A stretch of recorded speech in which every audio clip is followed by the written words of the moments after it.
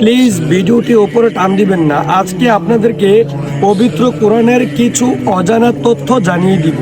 আপনি কি জানেন পবিত্র কোরআন কত খ্রিস্টাব্দে নাজিল হয়েছিল? 610 খ্রিস্টাব্দে। আপনি কি জানেন পবিত্র কোরআন কোন রাতে নাজিল হয়েছিল? লাইলাতুল কদরের রাতে। লাইলাতুল কদরের রাত্রে।